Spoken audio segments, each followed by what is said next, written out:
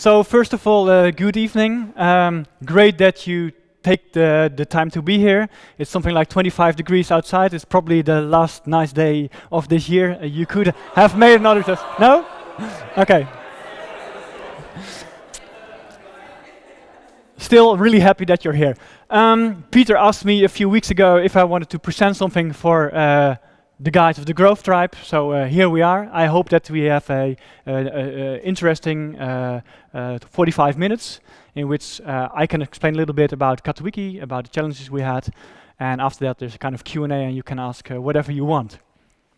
So first, really briefly to start with, I'm Harmen, responsible for marketing within Catawiki, and I started my career in something like 2002 in the online marketing scene. And to be honest, the online marketing scene was just search engine marketing, and to be honest, search engine marketing was not known at all. So if we're going to talk about potential customers, for example, about search engine marketing, they said, no, my company name starts with an A, so I always show up first in the search engine. 2002, 2003, that was the time that even at least in the Netherlands, Google was not that big. It was all about Alta Vista and it was about Ilse.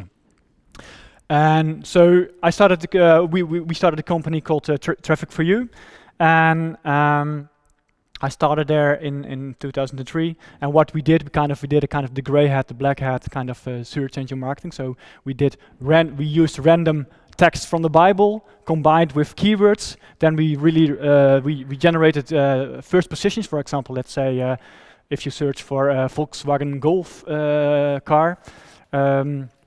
Then the day after we got the first position in Ilse, then we were calling potential customers, hey, potential customer, you're now on the first position within the search engine. If you want to be there tomorrow, you have to pay us. So that was a little bit, the scene in those days. And then, of course, online marketing developed. So from a search engine marketing firm, we grow to a performance marketing firm with online performance marketing. And then after 11 years, I kind of found the CEO of Catawiki, and I joined Catawiki. So, for those who don't know Catawiki, Kata what? Catawiki is an online auction house. So we are a marketplace. So it's about getting demand and supply. And what we do is curated auctions. So we do have real people, real auctioneers working for us. In the current situation, almost 170 real experts on their specific category. For example, gemstones, jewelry, wine, modern. So we curate everything we auction, we curate. We're an online auction house and we auction extraordinary items. So we don't sell kind of the ordinary stuff you can find in every other store. No, we only auction off extraordinary items. We started with stuff like the collectible stuff, like comic books, stamps and coins, and then we started doing the luxury goods like diamonds, classic cars, watches, wine, etc. And we're doing high volumes, so right now we're doing 300 weekly auctions. So at 12 p.m. on Friday, all of our auctions start. So 300 auctions start each Friday, 12 p.m. and then they end during the week from 8 p.m. onwards. So it's about high volume. High volume. We auction off almost 30,000 lots every week. How do we position ourselves? So we want to be an auction house with global reach for everyone. So anyone who want to buy stuff on our auction should kind of welcome. So we are for everybody, but we don't auction off the ordinary stuff, so only the special stuff. So this is how we position ourselves, for example, in relation to, for example, eBay. We're expanding really, really fast. So last 2 years we opened 18 new countries. We're doing 14 languages, and we're still going on. So we're expanding really fast. Do we make money as well? Yeah, we make money on two sides. So if you, for example, let's assume we auction this watch. I put this one on auction, and you buy. You have the highest bid. So then you have to pay commission, buyer commission, and I have to pay seller commission. So we get commission from two sides. It's always Peter. No, not right now. Interesting stuff. No, of course it's not interesting. It's about the growth part.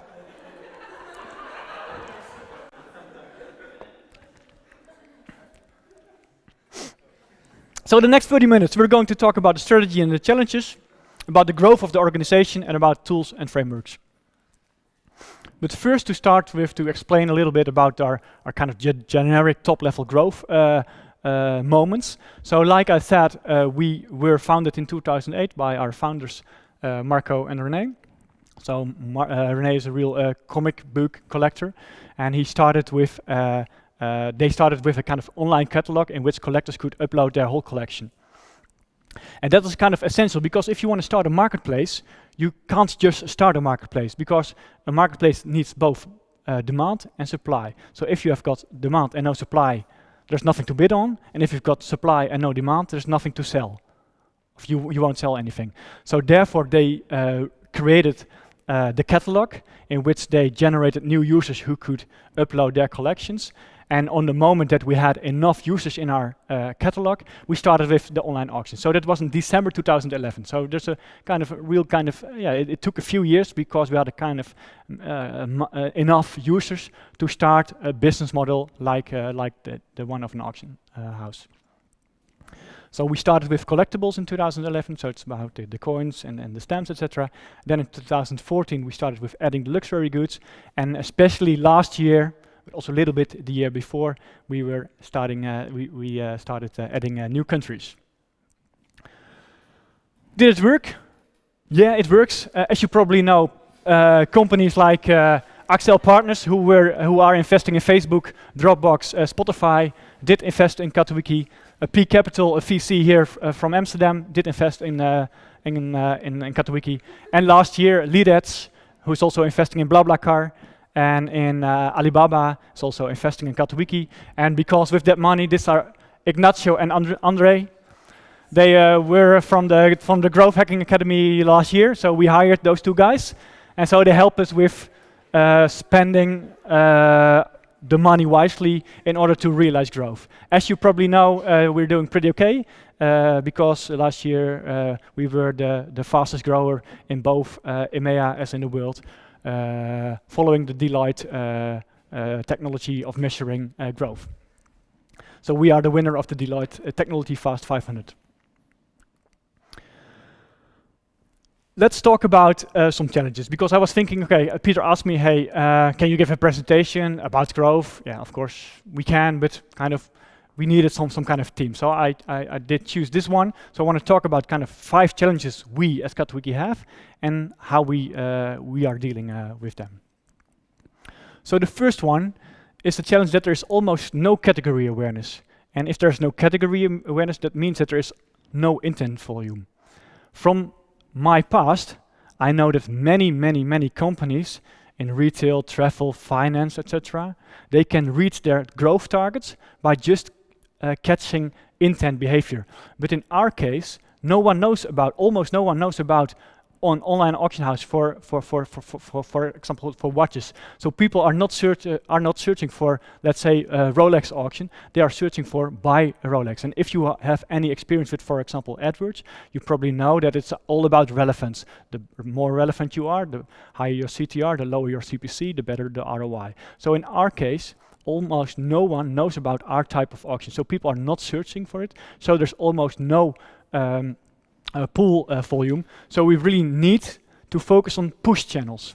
And that is a really big challenge for all the marketeers in this audience who have experience. If you're talking about push advertising, so you're talking about Facebook advertising, about display advertising. If you want to do display advertising from return on investment perspective, it's quite a hard job. So this was our first challenge. The second challenge is the equilibrium between demand and supply. Let's assume, this is of course not a Rolex, but let's assume this is Rolex. I put this Rolex in auction. There's just one Rolex in this auction this week. So there are we don't have 10 of them, we don't have 100 of them, we don't have 1,000 of them. So you can imagine on a certain moment, it makes sense that I can attract with marketing efforts, let's say 10 bidders for this watch, and I potentially could attract 1,000 bidders, but that would not increase our price because there is a kind of equilibrium. So there is a kind of rule. In our case, it's about between the 3 and 7 bidders per lot. That's a kind of the optimum situation. So that's also a big challenge because I was used to work for companies like Coolblue, Wekamp, Tommy Hilfiger, etc. They could just order, let's say 1 million iPhone 6 and then sell them. But that's not an option within Catawiki. So the finding the right balance, finding the right equilibrium is really a challenge for us.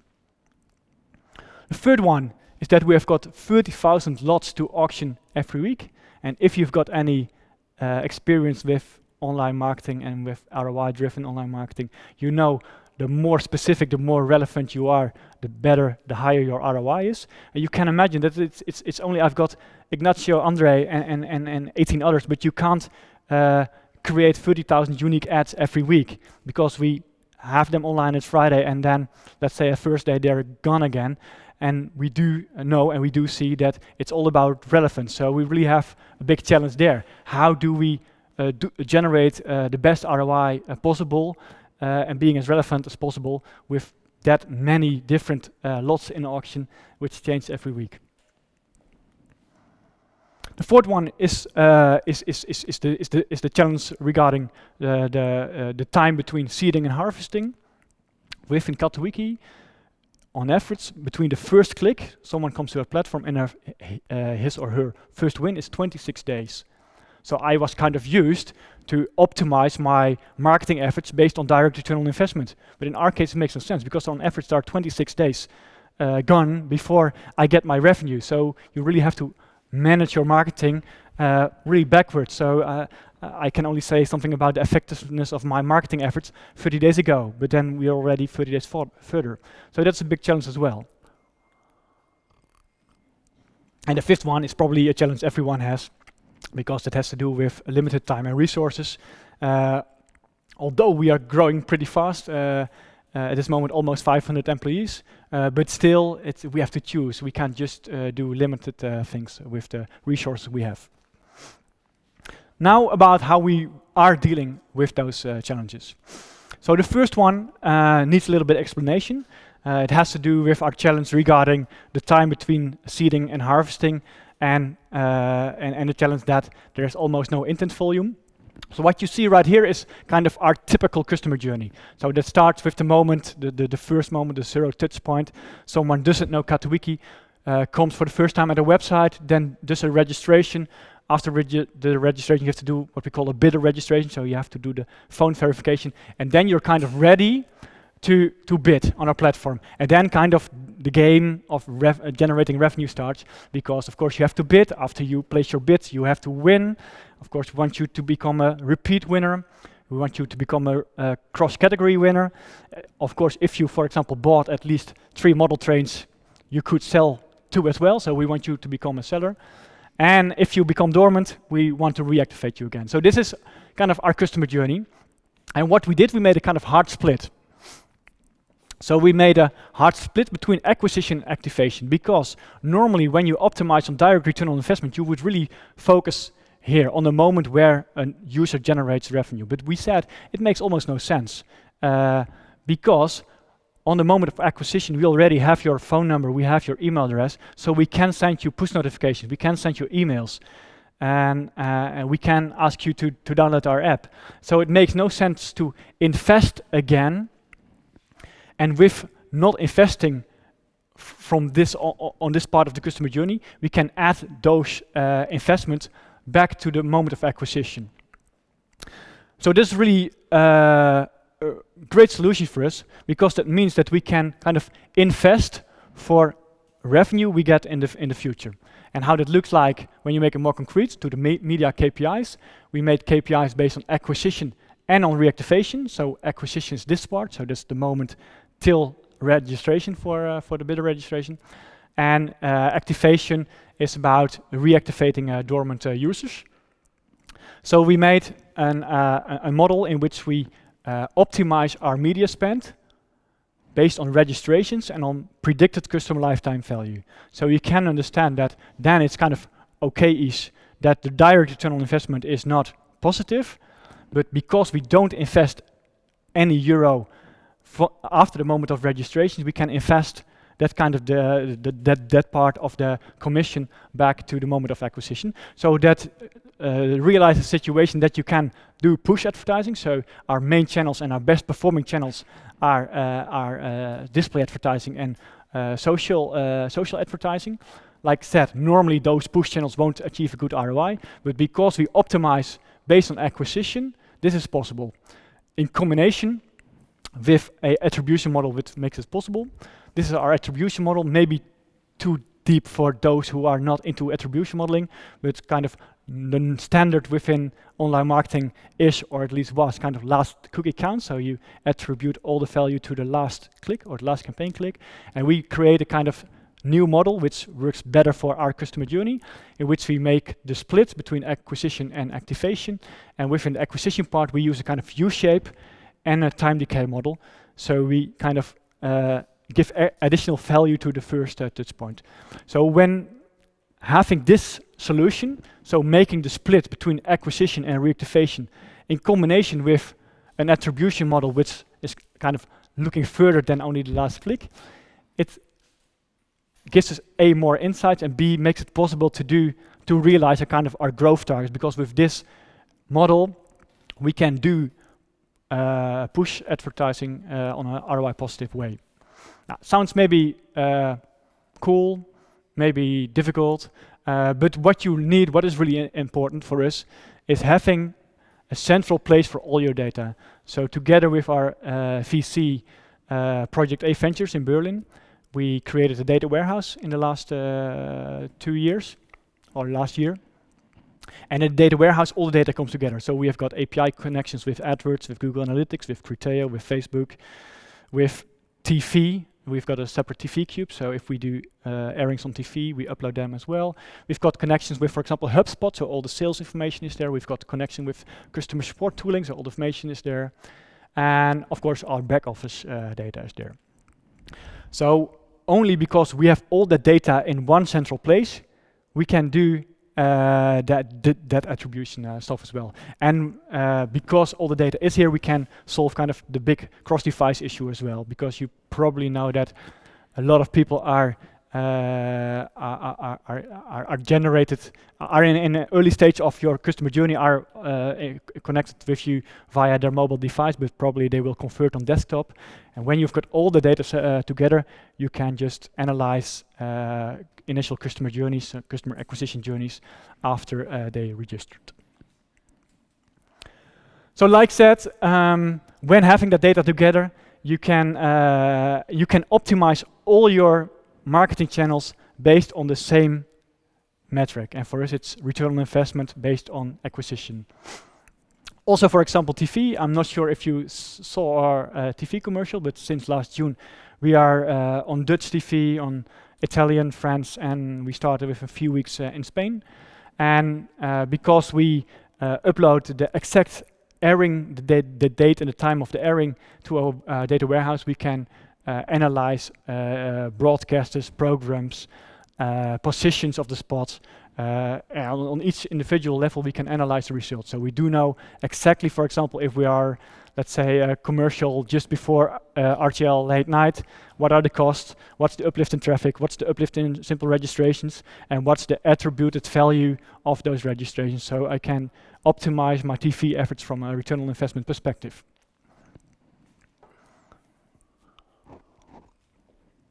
The next challenge is about dealing with the 30K new unique objects every week. So for that, it's really essential if you want to kind of conquer the world. And so that's something Catawiki wants. It's also in our mission. We want to make online auctions available for everyone in the world. So we have to conquer the world. And from my perspective, I like a kind of small team. So Andrea, Ignacio, and the 18 others, but I think that's kind of okay. I just want one or maybe two people responsible for one channel. So if you want to conquer the world and if you want to scale fast, you have to automate your stuff. So what we did, we bought or we created tooling in which for all kind of media channel, all paid media channels like display advertising, search engine marketing, and social advertising, we created tooling which makes it possible to only show ads with lots which are on auction this week and which, for example, do have less than 2 bidders per lot. So for example, within Facebook, right now, we can target people based with lookalike targeting of similar audience targeting, who have probably interest in Rolexes, and we show them only a Rolex which is in auction right now, and only Rolexes which do have not enough bidders yet, so that we really can push specific lots. So we did this for all the channels, and it creates a kind of media setup which looks like this. So of course, from tracking perspective, we use our data warehouse, which is key. But data warehouse gets information from Google Analytics Premium. To be honest, WebTrack right now, but we are switching today or tomorrow. Adjust data from the app data and our back office data with all the information about bidding and user data, etc. From creative perspective, we are using BeGenius, which is a tool in which you can fully automate your AdWords, Yandex, Baidu campaigns. So that's really about search engine advertising. So based on product feeds, we do advertise automatically. So you can, for example, imagine that this week we've got a Porsche 911 on auction. So this week we want to advertise on Porsche 911, but next week we don't, so we don't want to advertise. So and with this tool, we can just upload every night new products to Google and the other search engines. We use the next ad as well, just kind of the same, but then for Facebook. So that's also about showing only relevant products and only showing ads to people who are not yet a user at Catawiki, or the other way around, if we see some user is becoming dormant, then we target those users. That's possible with the technique of the next ad. That's connected with our CRM and with our data warehouse as well. We built our own ad server together with our VC in Berlin. That's called the Widget Toolbox. We use DoubleClick a little bit as well, and products up for feed management. Then that combined with the media tech, so we do use Ingenious Technologies, which is a white label affiliate network. You can imagine that for a company like Catawiki, kind of the standard affiliate networks are all focusing on travel, finance, and shopping. So current affiliate networks don't add that much value for a company like Catawiki. So we created our own affiliate network. We also created our own email marketing tool, but we do use Send with Us as templating tool and SendGrid for the sending stuff. We do still use Criteo and some DoubleClick products as well. So with this kind of technology, it's really easy, and it's also kind of a goal on itself. So if we decide that we will add a new country, let's say next week, then that should be fine. With this technology, just a little bit of the translation stuff, and then we could be live in 2 or 3 days. And that's also what we did in the past. So for example, we launched in a few countries in Southern Europe. It was really within just 2 or 3 days, making that setup work well and ramp volumes within a few days. And of course, it's always a kind of difficult discussion. And also, just a question of, sorry, I forgot your name, but it was about what's your favorite tooling, and so it's always. Especially in my conversations also with the Growth Tribe, and there's a lot of tooling outside there, but to be honest, for a company like Catawiki, it's also always kind of difficult. So should we make or should we buy a tooling? And so we made a kind of decision that if it's really related to the core of our product, or that's really related to data, and that's really essential that that's kind of can or should become a kind of unique selling point for us as a company, then we will make it. So for example, we made a decision not to buy, let's say, Exact Target for email marketing. Now we said we will make it. And we did the same, for example, for A/B testing. So we don't use Optimizely or Visual Website Optimizer. We built our own A/B framework because it's just too important for a company like ours to not owning the data and not being fully in control.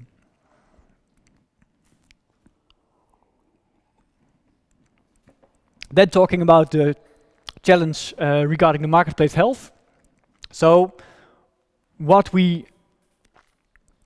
always kind of thought is that kind of supply would automatically following demand. So if we would generate demand in, let's say, country X, supply would follow automatically. But you found out in the last kind of couple of months that that's not always the case, and that we really should focus on supply separately as well. So a year ago we didn't do anything related to seller marketing, but now we are really focusing on getting new sellers because we found out that demand follows supply.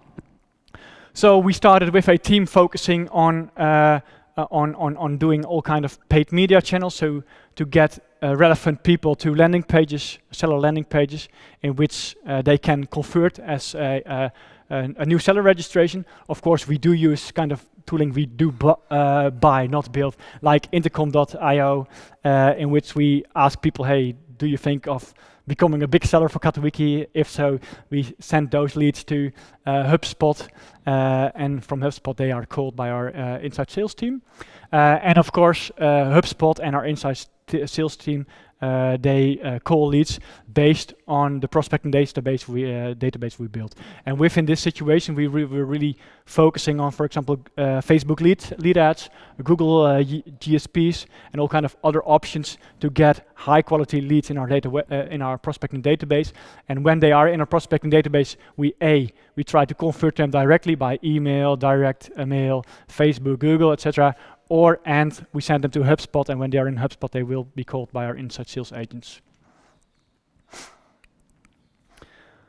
So if you talk about result, and maybe also because I'm from that kind of online media agency, so I'm really used to work with the Googles and the Facebooks, etc. But if you talk about the results, it's not only about campaigning. So result is the product of campaign, website, and product. So it's really important to continuously focus on A/B testing, on optimizing the conversion on your website. And there are a lot of people around who tell us that they know the Holy Grail, they exactly know what works and what does not work. And we kind of found out, and others did as well, like companies like Bing, Booking.com, and Google, they have got, of course, a lot of those wizards working for them, but still 90 till 92% of all the A/B tests they do on their website are not giving positive, significant effects. So the wizards, they don't know. So it makes no sense. So if they don't know, we should test. So for us, it's really important to know. And therefore, we created our own A/B testing framework in which we can do A/B testing on the website, but for example, also within email. And we are continuously A/B testing everything. So every new function we do A/B testing for that. So we launched the tool just last October, and I just logged in the other day, and I saw that we're already doing more than 1,100 tests at this moment. So besides that own A/B testing framework, we also use other tools like Hotjar, with giving you insight in how people behave on your website. Usabilla, giving the qualitative feedback on the pages on your website. And for example, also Google Consumer Service. And to be honest, I like this one as well, because it normally should not be in here. But like said, we were on TV last June, and what we did, we made kind of 2 variations of our TV commercial. First, we launched them on YouTube, and then we used Google Consumer Surveys with the Google Opinion Reward app to check how the video was performing, not in terms of click-through rate, but also do they understand our video, and how should we improve our video. So that's about A/B testing. And what is really important, that A/B testing is just not, it's not the job of just one guy. And in my former job, I saw a lot of companies who had what we called then a kind of one CRO marketeer, so conversion rate optimization marketeer. But we said, no, it's just too important. Everyone should be testing. Everything should be tested. Dealing with limited resources. So, and it's always an interesting discussion, especially when I talk to Quinten or Peter on how to organize our stuff. So of course, when Catawiki was founded, it was really easy. It was just Marco and René, and Marco was IT, René was product and marketing. So then it's really clear. But when you're growing, it was kind of, we get a situation that we got just big IT team, and that was not efficient enough. So based on all kind of learnings of other companies, also based on sessions with David, for example, of the Growth Tribe, we now work at least within product with little squads or SWAT teams, and they all are responsible for just one tiny sub-responsibility or one main KPI. For example, we've got SWAT teams focusing on our shipping services, SWAT teams focusing on on-site search, SWAT teams focusing on findability. So all kind of little teams which do contain one product owner, one or two backend developers, designer slash front-ender, and sometimes a BI guy. So all kind of small teams focusing on optimizing existing functionality or building new functionality. But to be honest, within the marketing team, we don't have that kind of structure. And also from that perspective, I had a lot of contact with Peter and with Quentin on when we had those guys from the Growth Tribe, from the Growth Hacking Academy within Catawiki, how should we build our organization? And from my point of view, it's still, I won't say makes no sense, but I like the way how we do it, let's say it like that. But what's maybe even more important, that is maybe, from my perspective, is not only about that kind of growth, little growth teams. It's more about having that DNA. And to be honest, when I started at Catawiki and we came in contact with Peter and David, it was growth hacking was kind of new term for me. So I was really okay. Growth hacking sounds cool, but what's that? And then I just found out it's more about, in essence, it's about the DNA. And I really think that also in my former company, when doing that on performance-based online marketing stuff, it's also within that DNA. So I'm really happy that when we got those first growth hacking academy groups within Catawiki, they really were kind of slowly changing the DNA of the people in my team. So from my perspective, everyone should be a kind of growth hacker. I think we managed to fix that. It should be in your DNA. And yeah, so this is kind of the scheme of our marketing department, but every division and every role has one kind of main KPI, or as they like to call it, one pirate metric. To wrap up, create a really scalable marketing setup if you want to conquer the world like we do. Own your data and own and think really good about your attribution model. A/B test everything. Conversion optimization, A/B testing should be done everywhere through the company, so it's just not a single man's task. And don't consider and reconsider. Create small tests and iterations. Just do it. Let the data tell you if you are doing the right things or not. So this was my presentation. If you are not already a member of the Catawiki family, go to catawiki.nl/tribe and get €20 discount.